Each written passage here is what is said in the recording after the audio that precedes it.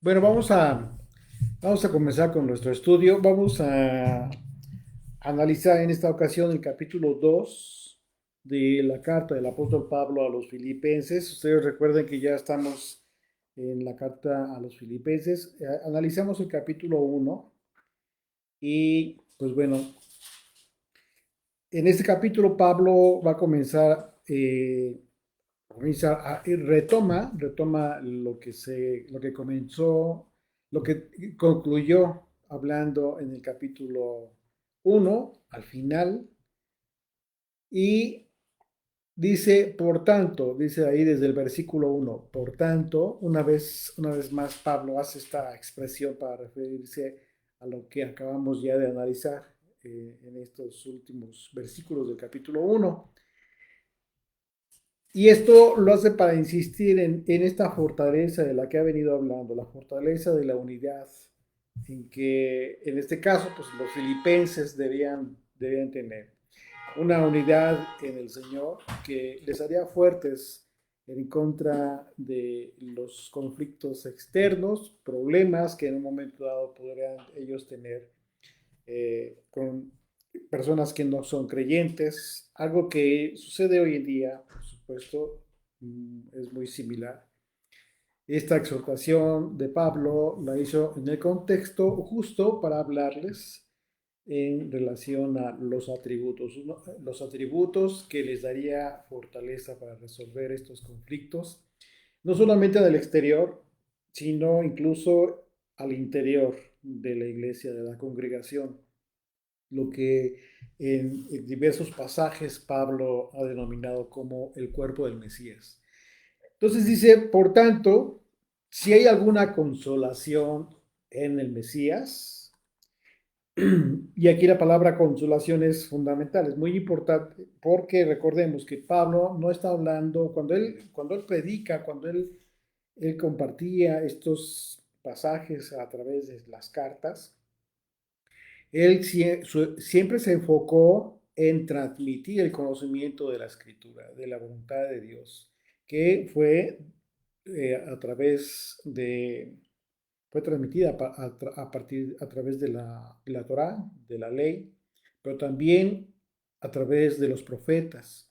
Entonces, la palabra consolación de inmediato a ti, tú que eres un estudiante de las escrituras, de inmediato te hace recordar lo que hablaron los profetas, la promesa de la consolación, pero dice en Cristo, en el Mesías, en el Salvador. Dice, si hay alguna consolación en el Salvador, si algún consuelo de amor, si alguna comunión del Espíritu, si algún afecto entrañable, si alguna misericordia.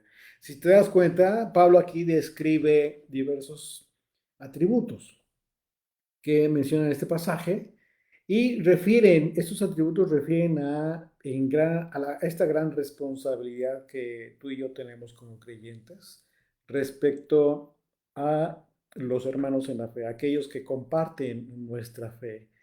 Porque después de haber referido a la unidad de la congregación, de los creyentes, hace mención de estos atributos que implican, por supuesto, pues un grado de madurez en la fe, lo que no significa que quienes aún pues no tengan cierta madurez o que estén recién llegados a la fe, que estén comenzando a entender, pues no se vean obligados. Eso no significa que la inmadurez en la fe no es permisibilidad para no intentar de inmediato adquirir estos atributos. Por supuesto que es importante. ¿Y esto cómo lo logramos? Bueno, Pablo comienza a explicarnos cómo es que se da este amor entrañable, esta comunión con el Espíritu.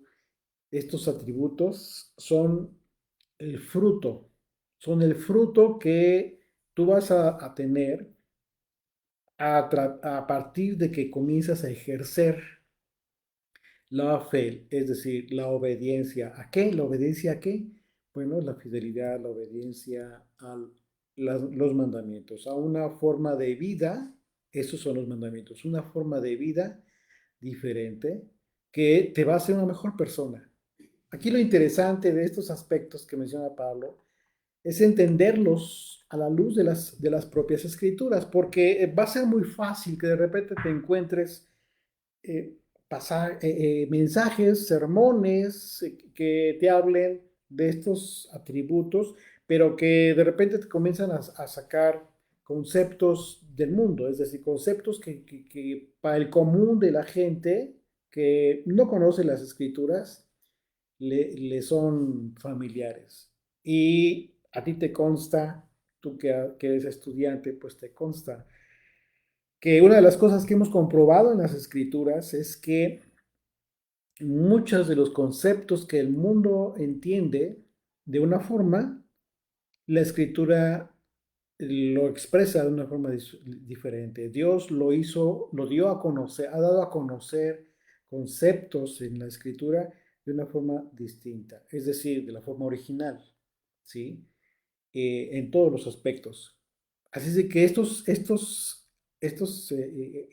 atributos que está mencionando aquí Pablo, es importante que tú los entiendas y que cuando tú analizas este pasaje, te pongas a buscar en la propia escritura de qué está hablando Pablo, por qué habló de esta consolación, de la unidad del espíritu, la fortaleza, del amor entrañable. Por ejemplo, para hablar de la consolación de Cristo en primera instancia, es necesario que tú acudas a los evangelios. ¿Por qué? Porque precisamente en los evangelios podemos ver la enseñanza del Mesías, de Jesucristo, de Yeshua. Y también las cartas del Nuevo Testamento, en donde los apóstoles entendieron, ellos expresaron a través de estas cartas qué fue lo que entendieron como la consolación que se recibe en el Mesías, en el Salvador. Cuando siempre que la escritura, en la traducción, tú lees Cristo, ¿sí? Recuerda que la palabra original es Mashiach y que significa Salvador. Entonces, es importante porque en ocasiones dice la escritura, ya en la traducción, tú lees Jesús, en otras ocasiones lees Cristo. Entonces, en cada pasaje tienes que entenderlo en su contexto correcto. Por eso aquí la importancia de la consolación en el Salvador. Debes de leerlo de esa manera para poder entender entonces un poco mejor a qué se refirió Pablo. Entonces, cuando tú lees El Salvador, de inmediato, igual recuerdas que los profetas hablaron de este Salvador, que el propio Moisés habló de este profeta que se levantaría entre el pueblo. Y entonces, en los propios evangelios se refiere, por ejemplo, Lucas capítulo 2. Acompáñame en tu Biblia a Lucas capítulo 2, a partir del verso 25. Dice, y aquí había en Jerusalén un hombre llamado Simeón, un hombre ya avanzado en edad, ya anciano, y dice, y este hombre justo y piadoso esperaba la consolación de Israel. Una vez más, aquí para enfocar en un contexto correcto esta expresión de Pablo, la propia escritura nos habla en este pasaje, de qué está hablando Pablo. Dice, esperaba la consolación, perdón. Exactamente, estaban hablando del Salvador, es decir, esperaba la consolación de Israel, la salvación de Israel. Dice, y el Espíritu Santo estaba sobre él. Por esa razón, Simeón en ese momento entendió, tuvo una visión distinta en ese momento a todos los que le rodeaban. En ese momento el Espíritu de Dios de forma sobrenatural le hizo entender a este anciano que la salvación había llegado al mundo. Dice verso 26, y le había sido revelado por el Espíritu Santo que no vería la muerte antes que viese al ungido del Señor. Verso 27, y movido por el Espíritu vino al templo, y cuando los padres del niño Yeshua lo trajeron al templo para hacer por él conforme al rito de la ley, es decir, conforme al mandamiento descrito en la ley.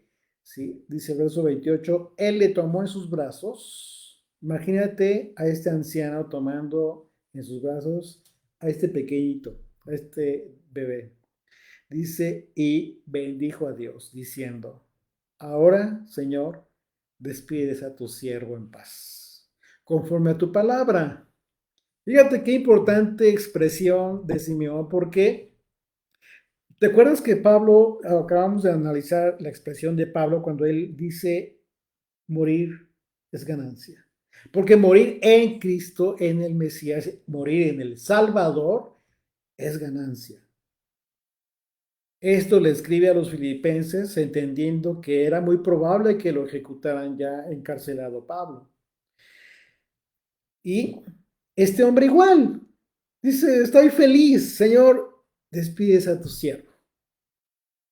O sea, ¿por qué? Porque ya estoy contento, estoy satisfecho, estoy feliz, sé a dónde voy perfectamente y sé que ha llegado la salvación a este mundo. Dice el verso 29, ahora Señor, despides a tu siervo conforme a tu palabra, porque han visto mis ojos tu salvación, la cual has preparado en presencia de todos los pueblos.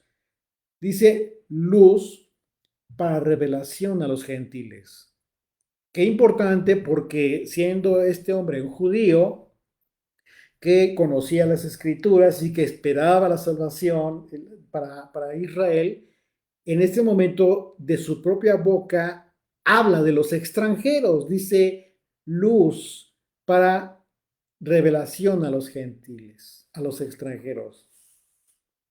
Es decir, cuando habló de luz, habló de libertad, habló de salvación, habló de un entendimiento, dice, para revelación, para entender, para que entendieran los extranjeros que había llegado la salvación al mundo. Dice, y gloria de tu pueblo Israel. Yeshua, el Mesías, es la gloria de Israel. Así es de que imagínate, impresionante revelación que recibió Simeón. Y lo primero que él menciona es la consolación de Israel. Justo de lo que está hablando Pablo, y les pregunta a los filipenses si alguna consolación en el Mesías hay entre ustedes. Es decir, si entre ustedes han recibido esta bendición, han recibido este entendimiento de la liberación, del cumplimiento de la profecía, entonces, para entender acerca de la consolación de Israel un poco más, de la que estaba hablando Simeón, porque les acabo de decir, Simeón era un hombre que entendía las escrituras y que en ese momento tuvo revelación del cumplimiento de la profecía. Entonces tú debes entender que las propias escrituras refieren el texto de lo que estaba hablando Simeón acerca del Espíritu Santo. Por lo tanto, Simeón citó una profecía para hablar de la consolación de Israel en referencia a la salvación que de antemano el Señor ya había preparado como una luz para entendimiento, para revelación, para comprensión de los extranjeros, y esta luz sería la gloria de Israel. Esa luz de la que habló Simeón tiene que ver con una profecía de Isaías, ¿sí? Un Salvador que vendría a ser puesto por pacto entre Dios y su pueblo, y por luz a las naciones en referencia a los gentiles. Acompáñame a Isaías capítulo 42, para que entendamos una vez más, ¿sí? De qué está hablando, a qué se refirió Simeón. Y y obviamente de qué está hablando Pablo también. Dice Isaías 42, verso 1, he aquí mi siervo, yo le sostendré, mi escogido, en quien mi alma tiene contentamiento.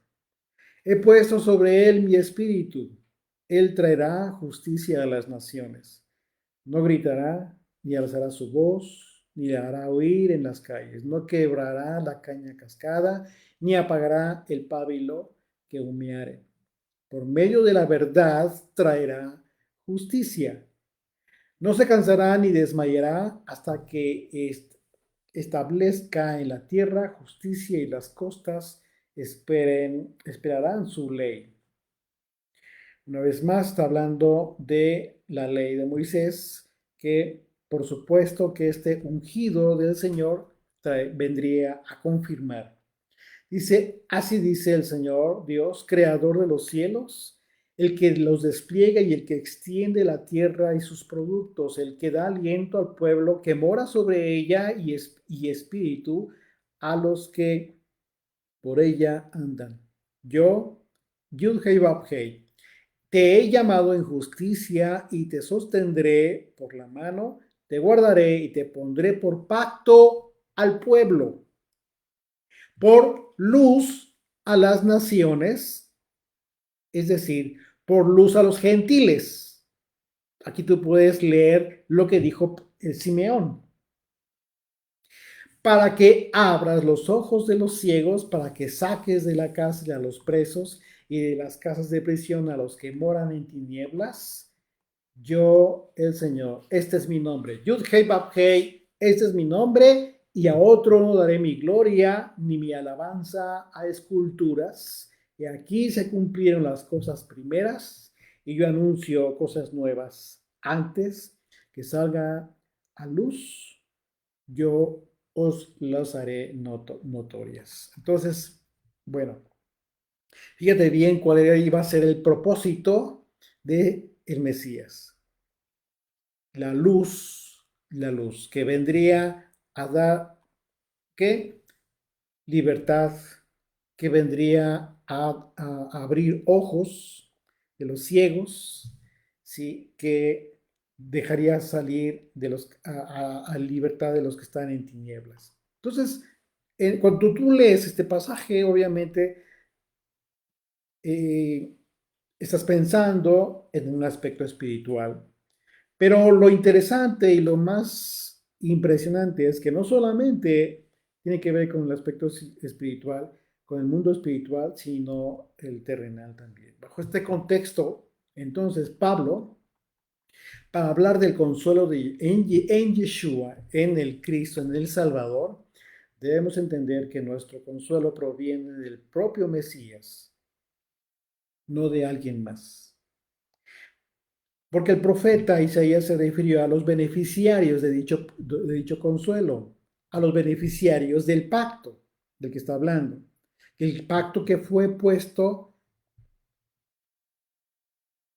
para bendecir a las naciones, a los gentiles, a los extranjeros, los que viven en tinieblas, todos estos aspectos como una clara referencia a quienes viven sin Dios y sin esperanza. Así es que bajo la premisa de la consolación de Israel que hemos recibido en el Mesías Yeshua, la comunión del Espíritu, el afecto entrañable y la misericordia constituyen atributos otorgados por el propio Consolador Yeshua. ¿A través de qué? A través de su gracia.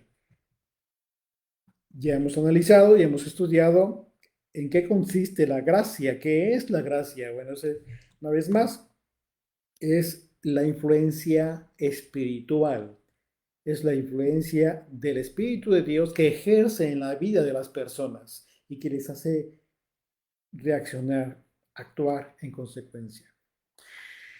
Y dice ahí, regresamos a Filipenses 2, verso 2, dice, completad mi gozo, les dice a los filipenses en esta carta. Completad mi gozo sintiendo lo mismo, teniendo el mismo amor, unánimes, sintiendo una misma cosa. ¿Por qué está diciendo esto? Porque una vez más, dice, porque viene hablando de la unidad desde el capítulo anterior, de la unidad de la iglesia, de la unidad en el Espíritu. El anhelo personal del apóstol Pablo era que entre los filipenses alcanzaran la unidad en amor, porque eso haría que Pablo se sintiera satisfecho y gozoso de saber que los filipenses habían alcanzado esta fortaleza espiritual a través de la unidad en amor los unos por los otros. Y dice el verso 3, dice, no hagáis nada por contienda o por vanagloria, antes bien con humildad, estimando cada uno a los demás como superiores a él mismo. Fíjate qué grado de humildad nos está exhortando el apóstol Pablo. No mirando cada uno por lo suyo propio, sino cada cual también por lo de los otros. La contienda y la vanagloria son actitudes que reflejan todo lo contrario a la actitud que tuvo Yeshua. Entonces aquí Pablo está hablando de un contraste. Primero habla de estos atributos que obviamente son de Yeshua, son del Mesías y así lo enseñó. Y en ese sentido dice, no hagan esto, no hagan las cosas por contienda o por vanagloria. ¿Por qué? Porque son actitudes que van en contra, son opuestas totalmente al carácter de Jesucristo. Yeshua, durante el tiempo que estuvo ejerciendo su ministerio, así lo enseñó. Y a sus discípulos, el atributo que caracterizó al Señor fue precisamente la humildad con que se condujo, siempre a pesar de que Él fue el Dios que se despojó de su deidad, de su majestad para estar entre los hombres. Mateo 20, verso 20, dice, entonces se acercó la madre de los hijos de Zebedeo. Aquí vamos a ver un ejemplo en este pasaje, en el Evangelio de Mateo, capítulo 20, a partir del verso 20, vamos a ver cómo es que se da una contienda ahí, ¿sí? Y también se da un dejo de envidia. Hay una contienda, justo de lo que está hablando aquí Pablo, dice, no hagan esto, no hagan nada en ese sentido. Y entonces dice, vamos a leer ese pasaje, dice, entonces se le acercó la madre de los hijos de Zebedeo con sus hijos, postrándose ante él, ante Yeshua, y pidiéndole algo. Él le dijo, ¿qué quieres? Ella le dijo, ordena que en tu reino se sienten estos dos hijos míos, el uno a la derecha y el otro a tu izquierda. Entonces Yeshua respondiendo dijo, no sabéis lo que pedís. ¿Podéis beber el vaso que yo he de beber y ser bautizados con el bautismo con que yo soy bautizado? Y ellos le respondieron, podemos. O sea, una vez más, ¿no? No hubo, no, ni se imaginaban, no tenían conciencia. Él se los dijo, no saben lo que piden. Pero ellos respondieron, aún así podemos. Y les dijo, a la verdad, de mi vaso beberéis, y con el bautismo con que yo soy bautizado seréis bautizados. Pero el sentaros a mi derecha y a mi izquierda no es mío darlo, sino a aquellos para quienes está preparado por mi Padre. El Señor le está dando aquí esta honra y esta autoridad al Padre Celestial. Dice el verso 24, cuando los 10, o sea, los demás discípulos oyeron esto, se enojaron contra los dos hermanos. Aquí está la contienda. ¿De dónde nace esta contienda? De esta envidia. ¿Por qué no? Y no es la primera ocasión. Hay varios pasajes que nos muestran esta confrontación que de repente tenían los discípulos y Yeshua siempre llegó el momento en que los ubicó. Es el verso 25. Entonces Yeshua llamándolos dijo, ¿sabéis que los gobernantes de las naciones se enseñorean de ellas y los que son grandes ejercen sobre ella potestad? Mas entre vosotros no será así, sino que el que quiera hacerse grande entre vosotros será vuestro servidor. Es decir, tendrá que humillarse. Lo que está diciendo aquí Yeshua es para que reciban una recompensa, primero tienen que humillarse. ¿Quieres ser grande? Tienes que humillarte, tienes que servirle a los demás. Dice, el que quiera ser grande entre vosotros será vuestro servidor. Y el que quiera ser el primero entre vosotros será vuestro siervo. Como el Hijo del Hombre no vino para ser servido, hablando de él mismo, sino para servir y para dar su vida en rescate por muchos. Imagínate, no, pues aquí estas palabras de Yeshua a los discípulos los aplacó completamente. Y no solamente a los que respondieron aquellos días, sino a estos dos hijos que la mamá pedía que tuvieran un lugar privilegiado. Les está enseñando en ese momento, les está diciendo, tienen que servir.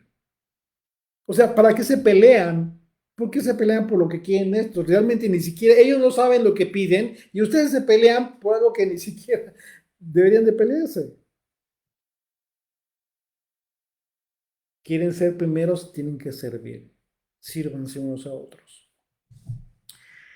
Regresamos ahí al verso 5 de Filipenses 2, dice, allá pues, dice, continuó Pablo en ese contexto, dice, allá pues en vosotros, este sentir que hubo también en Cristo, una vez más, en el Salvador, nada más y nada menos en aquel que nos salvó, Yeshua, el cual, siendo en forma de Dios, no estimó el ser igual a Dios como cosa a que aferrarse.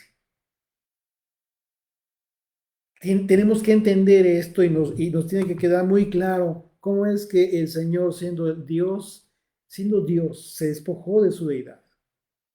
Dice, sino que se despojó a sí mismo, tomando forma de siervo, hecho semejante a los hombres. Y estando en la condición de hombre, se humilló a sí mismo, haciéndose obediente hasta la muerte y muerte de cruz. Aquí está la humillación del Hijo de Dios. Pero fíjate cómo lo expresa Pablo. Lo que les está diciendo es, sigamos el ejemplo del maestro. ¿Por qué? Porque él se humilló. Siendo quien era, se humilló, se despojó de su deidad. Primero se humilló y hasta su muerte. ¿Y qué pasó después? Dice, y estando en la condición de hombre, se humilló a sí mismo, haciéndose obediente hasta la muerte. Así es de que para poner en el contexto correcto la humildad de Yeshua, Pablo cita la característica de la preexistencia del Hijo de Dios. A propósito, de la misma manera en que hizo el apóstol Juan al describir a Yeshua, que Yeshua es antes de la creación. Vamos a recordar esto, dice Juan 1, verso 1, en el principio era el verbo y el verbo era con Dios y el verbo era Dios. Aquí está clarito. Este era en el principio con Dios. Dice, todas las cosas por Él fueron hechas, y sin Él nada de lo que ha sido hecho fue hecho. En Él estaba la vida, y la vida era la luz de los hombres. La luz en las tinieblas resplandece, y las tinieblas no prevalecieron contra ella. Aquí el apóstol Juan, a su vez, citó el libro de Génesis. Así de que para entender el tipo de humildad de la que habló Pablo, para exhortar a los creyentes, en este caso a los filipenses, pero hoy a todo creyente, a seguir el ejemplo de Yeshua, entonces debemos entender que es necesario despojarnos de todo indicio de vanidad, de indicio de superioridad, de contiendas, para comenzar a comprender cómo es posible mantener la unidad del Espíritu. Porque si Yeshua se despojó de su deidad para servir por amor al hombre, pues imaginémonos lo que deberíamos hacer nosotros. O sea, aunque lo veamos muy lejos, los apóstoles siempre pusieron de referencia y de ejemplo al Señor en toda su actitud, en todo su carácter. No tenemos otra referencia.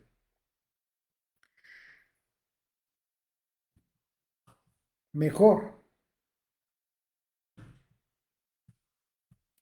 Y eso es justo lo que nos exhorta Pablo, a ser igual en humildad como nuestro Señor. Y si bien es cierto que no sería posible lograr ese resultado pues, de inmediato, lo cierto es que estamos llamados a asumir esa responsabilidad. La responsabilidad de seguir intentando todos los días de nuestra vida lograr los atributos de nuestro Maestro.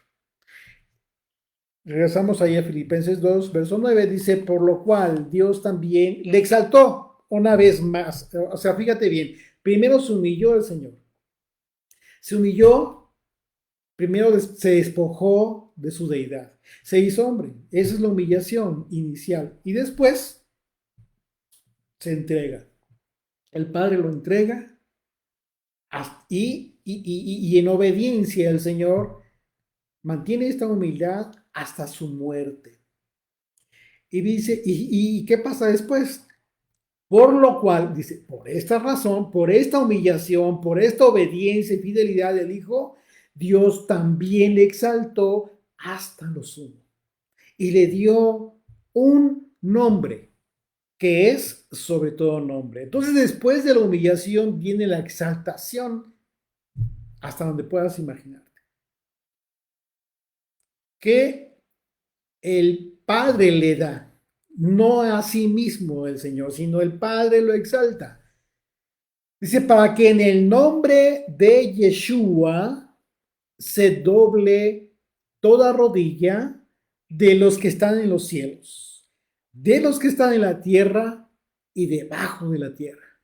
Y toda lengua confiese que Yeshua el Mesías es el Señor, para gloria de Dios Padre. Impresionante. Lo que les está diciendo a los filipenses, Pablo, es, quieren ser exaltados. Quieren, tú, cualquiera, por supuesto que sí, pero el camino correcto es la humillación. El camino, el único camino es la humillación, la humildad. Muchas ocasiones hemos oído hablar, seguramente has escuchado hablar del nombre de Yeshua, el nombre de Jesús, en el nombre de Jesús, en el nombre de Yeshua. Y también que has escuchado que su nombre es sobre todo nombre, ¿ok? Eso está en las escrituras, lo acabamos de leer, y muchas veces cuando se ignora el contexto de esta expresión de Pablo, las personas entienden eh, de forma correcta a qué se refirió cuando dijo que el Padre Celestial le dio un nombre que es sobre todo nombre. Sin embargo, cuando las interpretaciones son erradas, cuando no se entiende, cuando no se analizan las escrituras como lo estamos haciendo en esta ocasión, cada expresión de Pablo siempre nos refiere a las propias escrituras y perderíamos el tiempo y les haría perder el tiempo, si yo me dedicara de repente a dar una interpretación personal acerca de lo que yo considero o pienso. No, no, eso no sirve, no le sirve a nadie, a mí menos. Tenemos que entender por qué Pablo dijo esto. ¿Qué significa que Dios, que el Padre le haya dado al Hijo un nombre que es sobre todo nombre? Esto es fundamental entenderlo porque está hablando de la autoridad del Mesías. Acabamos de leer cómo Pablo expresó esto, que el Señor, después de haber humillado al Hijo, haberlo expuesto, haberlo entregado en sacrificio por el mundo y haber muerto, Yeshua, en esta actitud de humildad, el Padre lo exaltó a lo sumo. Entonces está hablando de autoridad. Pablo se refirió al nombre de Yeshua como la autoridad que el Padre le dio al Hijo. Si analizamos con detenimiento este pasaje una vez más, del versículo 9 al 11, puedes darte cuenta que claramente que la humillación de Yeshua que le llevó a ser sacrificado y en consecuencia a su muerte, al ser obediente al Padre, trajo como consecuencia su exaltación. Y al decir que el Padre le dio un nombre que es sobre todo nombre, lo que está diciendo es que el Padre le dio una autoridad que es sobre toda autoridad. y dice, toda rodilla se doble en los cielos, en la tierra y debajo de la tierra. Así de que para que te quede claro, para que tú puedas en un momento dado compartir a alguien más este concepto tan importante que mucha gente lo ha escuchado y mucha gente lo habla, pero en ocasiones no se entiende o lo entienden de forma equivocada, es importante que tú también les expliques qué significa el nombre en términos de la escritura, en términos bíblicos.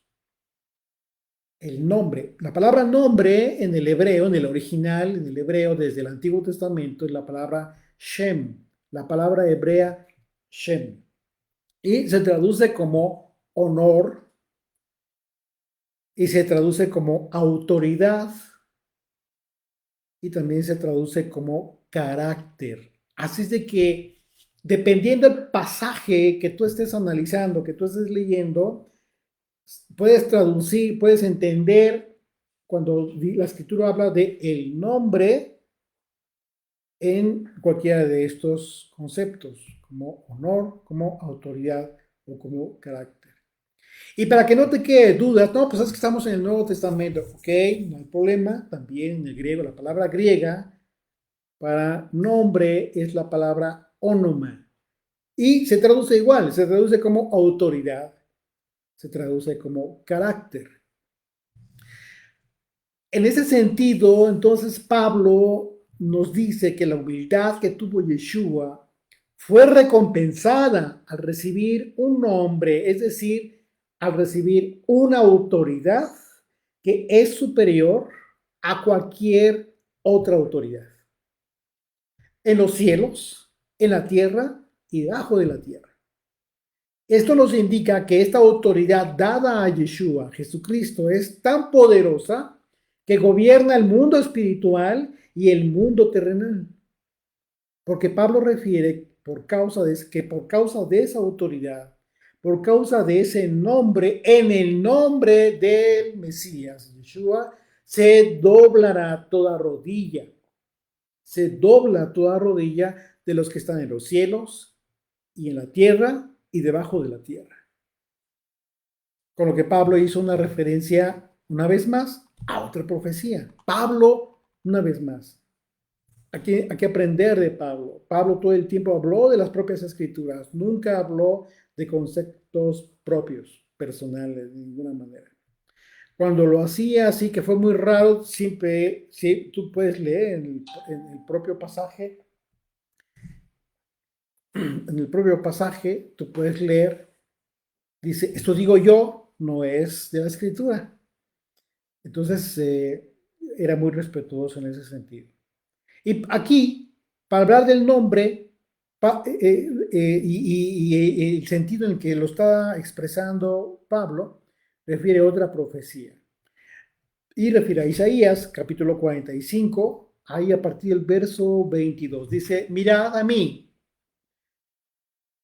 Vamos a leer una vez más. Te invito a que me acompañes a leer más, primeramente aquí, de los versículos 9 al 11, ahí en Filipenses 2, para que entendamos el contexto de la profecía. Una vez más, dice, por lo cual Dios también le exaltó a lo sumo, hasta lo sumo, y le dio una autoridad que es sobre toda autoridad, para que en su nombre, para que en la autoridad de Yeshua se doble toda rodilla de los que están en el cielo, en la tierra y debajo de la tierra.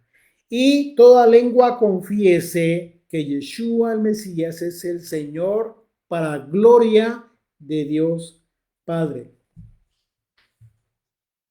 Ahora vamos a la profecía.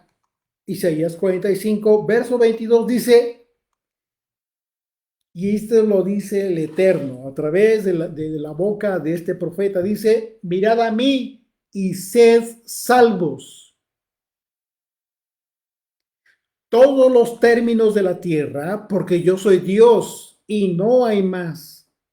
Por mí mismo hice juramento, de mi boca salió palabra en justicia y no será revocada. Que a mí se doblará toda rodilla y jurará toda lengua. Impresionante. Es impresionante la forma en que el apóstol Pablo refiere los atributos del Mesías como atributos a los que todo creyente debe aspirar y para justificar esa necesidad en todos nosotros, Pablo nos recuerda lo que desde antaño prometió el Padre Celestial y que ha cumplido en Yeshua. Y como dice la profecía, dice que a mí se doblará toda rodilla y jurará toda lengua. Entonces Pablo, al recordar esta profecía, él lo dice claramente, dice, y toda lengua confiese que Yeshua el Mesías es el Señor. Y tú puedes decir, bueno, pero es que la profecía habla, dice, no hay más Dios que yo, claro, porque desde Génesis, si ya estudiaste Génesis, recuerda que el Padre estaba con el Hijo. Juan, lo acabamos de leer, también que estaba, él confirma, dice, y el Hijo estaba con el Padre. Dos en uno. Así de que incluso esto mismo Yeshua, el propio Yeshua, lo expresó, hablando acerca de que el Padre estaba en él y él estaba en el Padre. Dice el verso 2 y regresamos a Filipenses 2.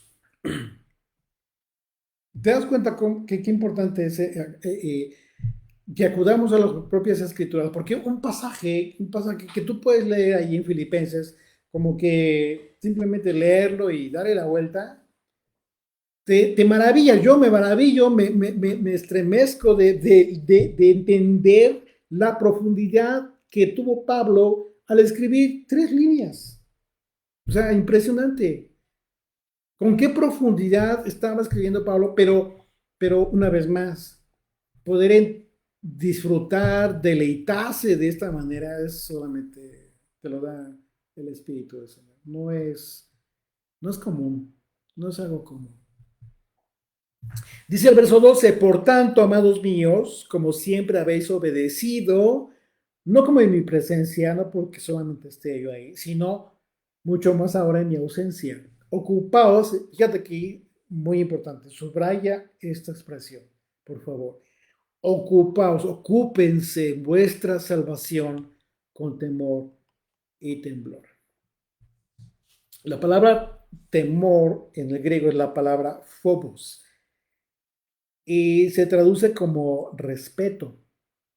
Esto significa que esta exhortación que está haciendo Pablo implica ocuparnos en nuestra salvación con el respeto y la reverencia que merece el Mesías. Un temor reverente, un temblor, dice, con temor y temblor, dice. Pero ¿por qué lo expresó así Pablo? Es obvio que Pablo no se refirió a considerar ni siquiera que nosotros nos ocupemos en alcanzar nuestra salvación. Eso no es en ese sentido. Porque dice con temor y temblor, no, nosotros no la vamos a alcanzar, jamás por nosotros mismos. ¿Por qué? Puesto que ese sacrificio, el sacrificio del Señor, el sacrificio de Jesucristo, tuvo ese propósito. Él te ha dado la salvación. Pero muy importante, ¿por qué entonces si ya eres salvo, por qué Pablo te aconseja y dice, ocúpate en tu salvación con temor y temblor?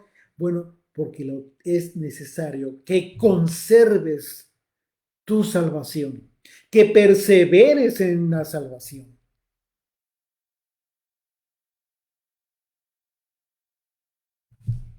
porque esa salvación ya te fue dada. Así es que si Pablo aconseja ocuparnos de esa salvación que recibimos y que lo hagamos con temor y temblor, significa que es posible perder la salvación que ya recibimos si no nos ocupamos en conservarla. Por eso Pablo insiste, ocupaos en vuestra salvación, con temor y con temblor. No es un temor de miedo, es reverencia, es por respeto a quien dio la vida por ti. Recordemos que Pablo en su carta a los Efesios, él habla refiere que somos salvos, pero por su gracia, por la gracia del Señor. Y esto es por fe. Así es que por la obediencia y por la fidelidad a la voluntad del Señor, pero no por obras, no por algo que tú puedes hacer. Dice Efesios 2, verso 8, vamos a recordar esto con precisión. Dice Pablo, porque por gracia sois salvos por medio de la fe. Y esto no de vosotros.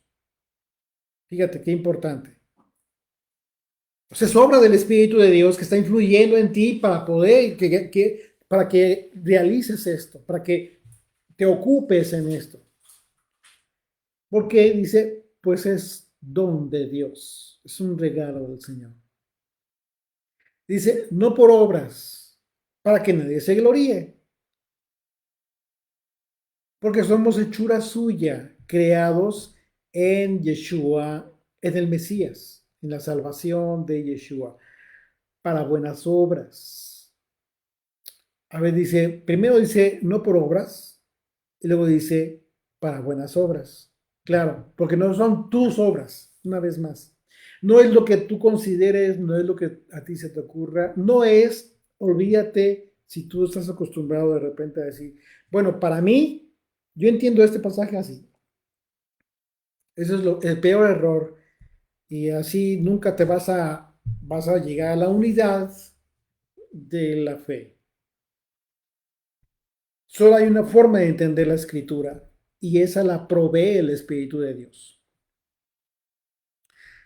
Así es de que no por obras, no por tus obras, sino por las buenas obras, ¿cuáles? Dice las cuales Dios preparó de antemano para que anduviésemos en ellas. Es decir, desde antes. Las preparó el Señor para que anduviésemos en ellas. Sobre qué obras tienes que andar. ¿Cuál es el camino que debes andar? Su ley. Moisés le dijo a Israel, pongo delante de ustedes esta ley. Decidan, pero les advierto que depende del camino que decidan seguir, o tienen vida o tienen muerte. Vida en el espíritu, vida eterna, o muerte espiritual, una vida placentera que tú quieras tener, muy cortita aquí en la tierra. Así de que esto, dice, ocupaos, sí, y se contradice Pablo, por supuesto que no, por supuesto que no, porque el ocuparte de tu salvación con temor y con temblor implica que mantengas tu fidelidad, tu obediencia a la palabra escrita, a la palabra de Dios, a su ley, a sus mandamientos del Señor, para que la transformación de tu vida, tu carácter, continúe, no se detenga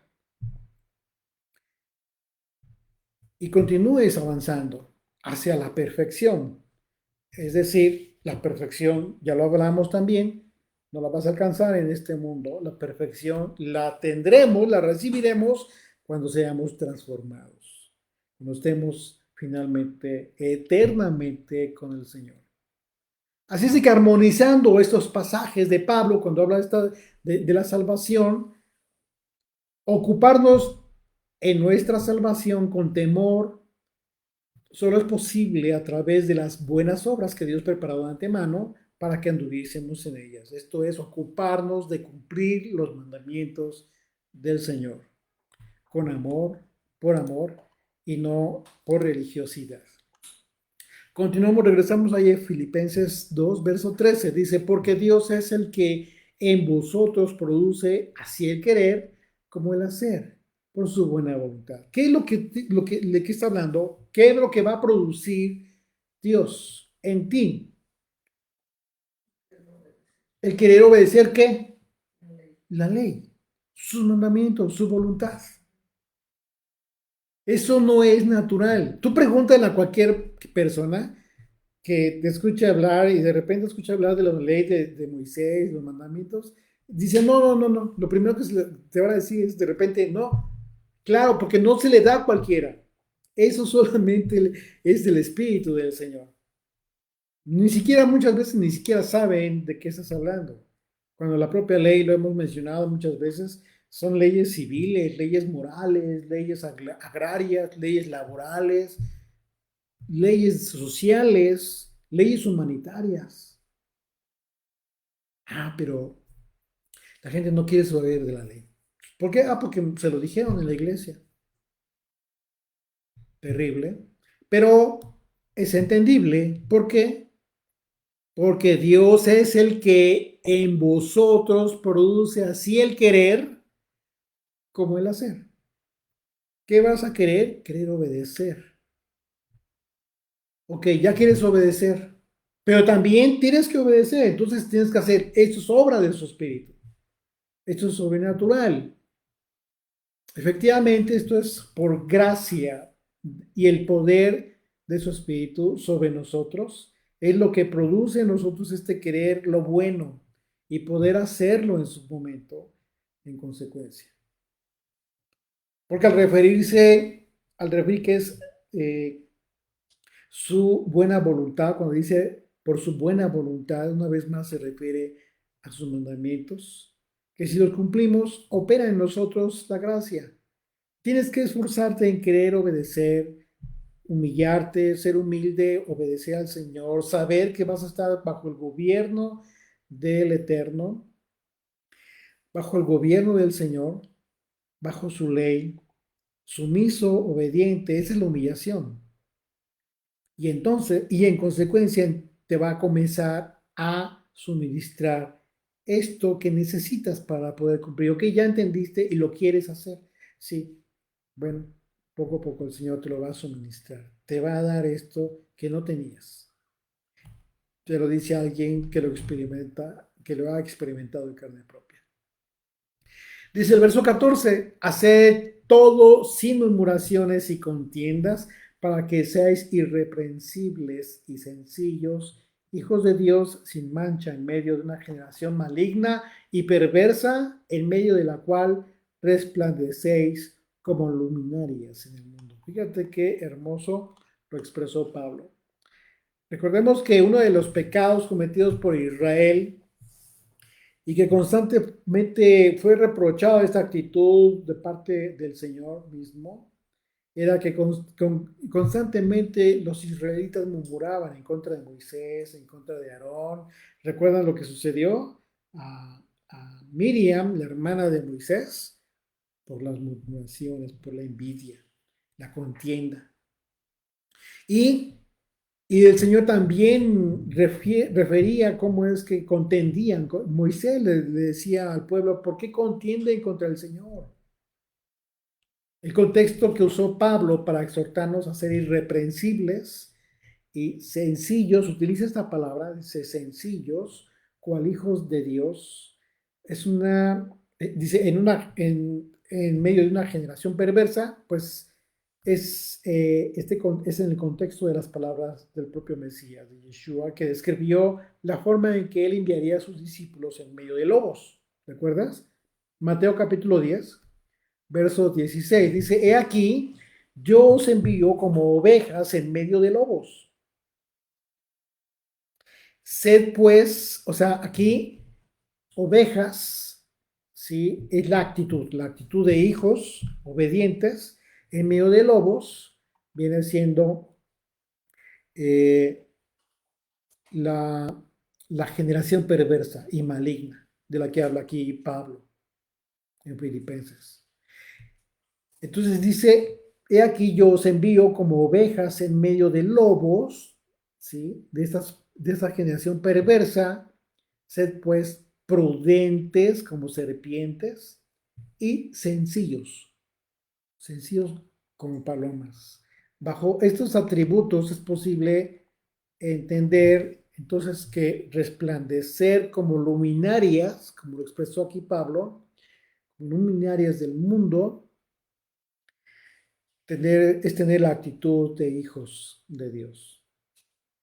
Y de esa manera, ¿por qué? Porque reflejamos la luz del Hijo, la luz de Yeshua, la luz del Hijo de Dios. Una declaración que el propio Mesías hizo, confirmó, incluso de sus seguidores, de los creyentes, de aquellos fieles. Dice Mateo 5, verso 14, dice, vosotros sois la luz del mundo. Las luminarias de las que está hablando Pablo. Vosotros sois la luz del mundo. Una luz asentada sobre un monte no se puede esconder, ni se enciende una luz y se pone debajo de un almud, sino sobre el candelero y alumbra a todos los que están en casa. Así alumbre vuestra luz delante de los hombres. ¿Qué significa esto? ¿Que vas a andar con una lamparita o con una velita? ¿De qué está hablando el Señor? Así alumbre vuestra luz delante de los hombres, de tu actitud. Una vez más, estamos citando este pasaje de Mateo, de las propias palabras de Yeshua, porque es el contexto en el que Pablo está diciéndole a los filipenses. Y hoy te dice a ti y a mí, a través de este pasaje, haced todos sin murmuraciones y contiendas, para que seáis irreprensibles y sencillos, hijos de Dios, sin mancha en medio de una generación maligna y perversa, en medio de la cual resplandecen como luminarias. ¿Por qué vas a resplandecer como luminaria? Por los atributos de Jesucristo, por los atributos del Hijo de Dios. Justo por eso. Por eso dice, así alumbre vuestra luz delante de los hombres, para que vean vuestras obras, no las obras de cada quien una vez más. ¿Cuáles obras? Que cumplen los mandamientos. ¿Cuáles? Que tienes amor al prójimo, que ves por los necesitados, que eres humilde, que sirves a los demás. O sea, infinidad de mandamientos que constituyen un carácter que va siendo transformado en ti.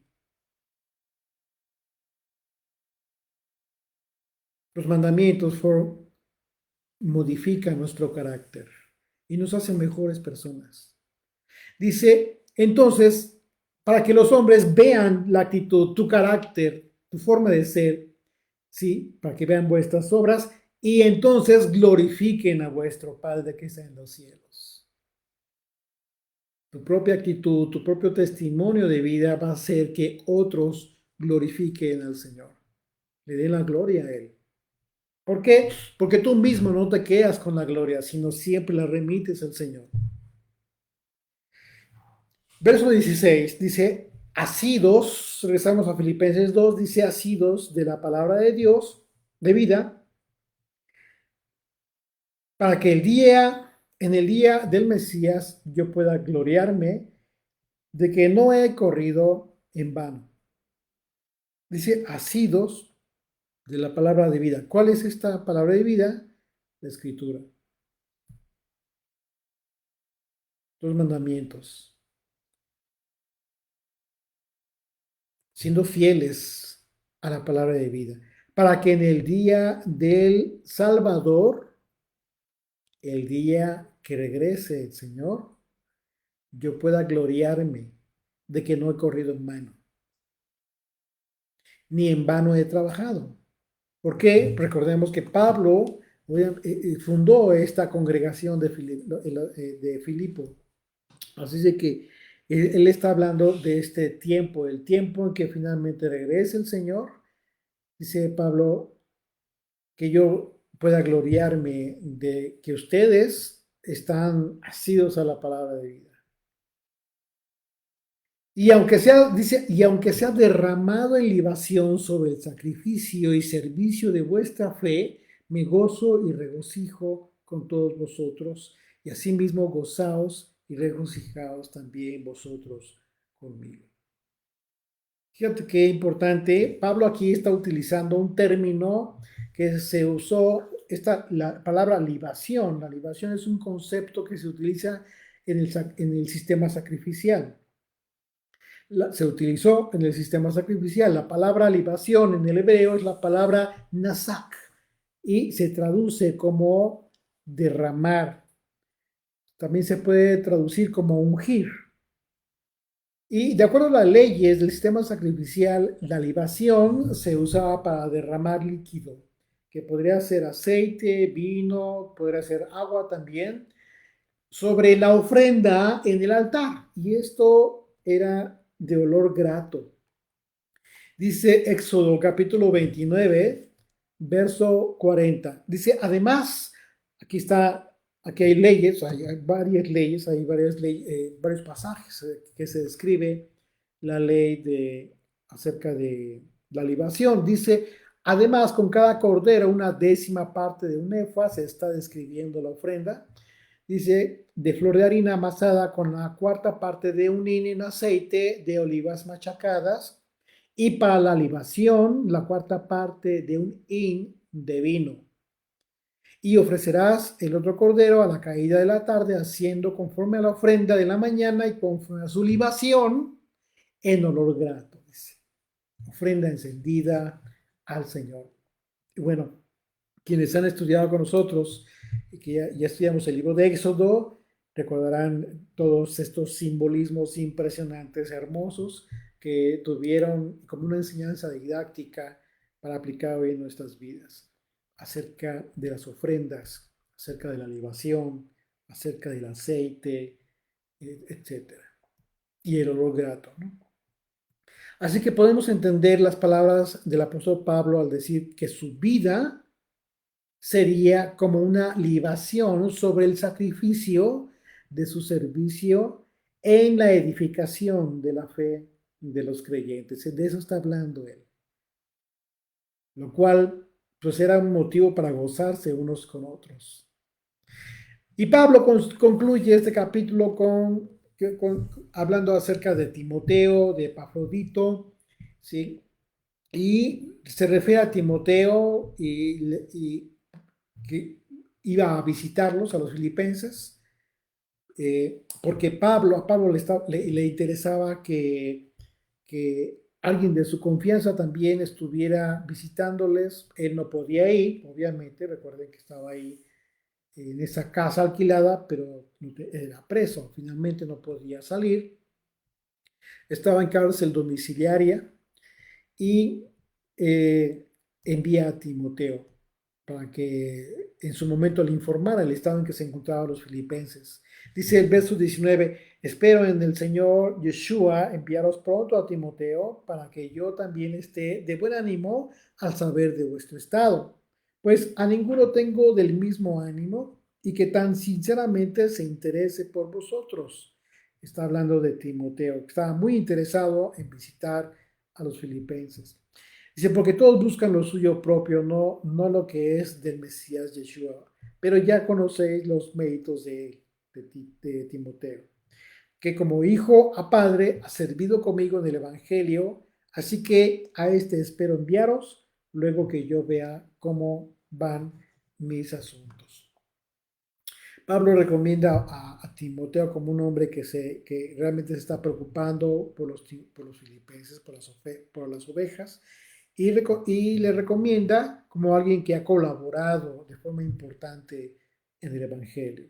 Dice el verso 24, y yo confío en el Señor que yo también iré pronto a vosotros, mas tuve por necesario enviaros a Epafrodito, dice mi hermano y colaborador y compañero de milicia, vuestro mensajero. Recordemos que Epafrodito llegó con Pablo con ofrenda, con alguna, con ayuda que Pablo requería en su momento. Los filipenses, preocupados por Pablo, enviaron a Epafrodito con esta ayuda para lo que él necesitaba. Dice, vuestro mensajero y ministrador de mis necesidades, porque él tenía gran deseo de veros a todos vosotros y gravemente se angustió porque habíais oído que había enfermado. Esto implica que Pablo envió a Afrodito la carta con él envió la carta a los filipenses. Y por otro lado, Pablo refiere que Epafrodito enfermó mientras estuvo con Pablo. Dice el verso 27, pues en verdad estuvo enfermo, dice, a punto de morir, pero Dios tuvo misericordia de él, y no solamente de él, sino también de mí, para que yo no tuviese tristeza sobre tristeza. Así que le envío con mayor solicitud para que al verle de nuevo os gocéis y yo esté con menos tristeza. Recibidle pues en el Señor con todo gozo y tener en estima a los que son como Él, porque por la obra del Mesías, del Salvador, estuvo próximo a la muerte. O sea, estuvo enfermo Epafrodito finalmente ahí con Pablo. Dice, exponiendo su vida para suplir lo que faltaba en vuestro servicio por mí.